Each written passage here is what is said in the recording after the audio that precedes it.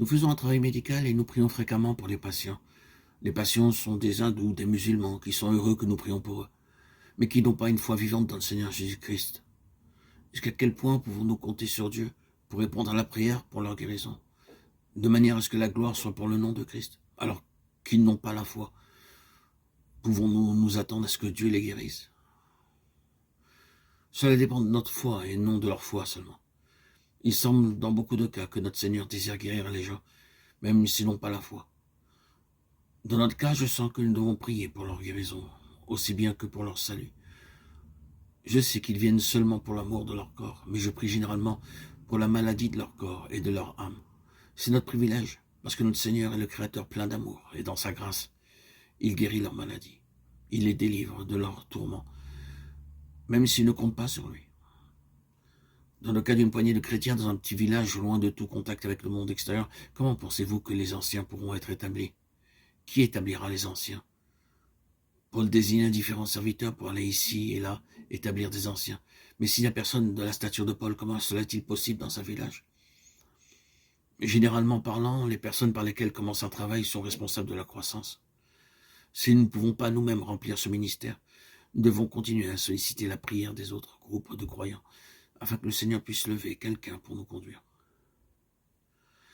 Dieu exaucera nos prières pleinement et enverra quelqu'un assez longtemps pour les sortir de là. C'est un principe divin. Dieu n'abandonne jamais ses brebis. Et il attend que ses collaborateurs le lui demandent et proclament sa promesse de conduire son troupeau. Et il le veut.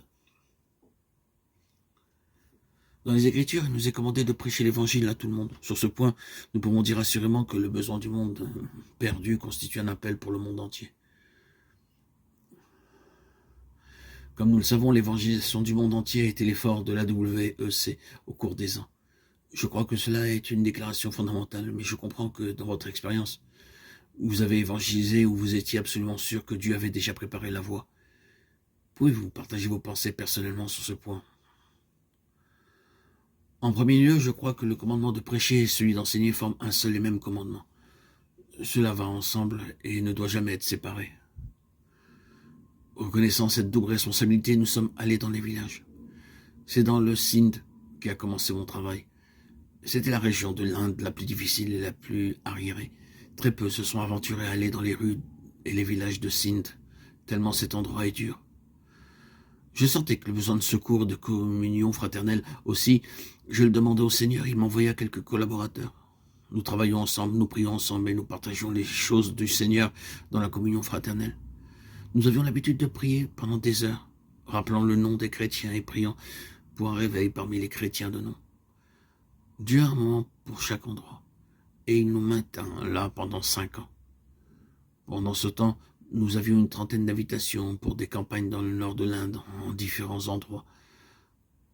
Tandis que je m'attendais à aller dans le nord, Dieu me parla très clairement un matin et me dit d'aller dans le sud. Je ne désirais pas aller dans le sud. En outre, il n'y avait aucune invitation de personne pour aller vers le sud. Mais ce matin-là, une lettre arriva de Madras, nous invitant à aller à Madras. Je leur écrivis et leur répondis que je devais prier un peu plus avant de leur donner une réponse définitive. Je voulais être doublement assuré de sa conduite. Nous priâmes, le Seigneur confirma sa parole pour que nous allions dans le sud. En 1938, nous allâmes dans une ville du sud pour 3 semaines. Nous commençâmes par une nuit entière de prière et nous continuâmes pendant 19 nuits de minuit à 5 heures du matin. Nous travaillions et le Seigneur nous révélait son plan en divisant l'Inde en différents secteurs et nous sentions en ce moment-là qu'il y avait un plus grand fardeau pour le sud que pour le nord. Toutefois, il m'était toujours pénible de rester dans le sud.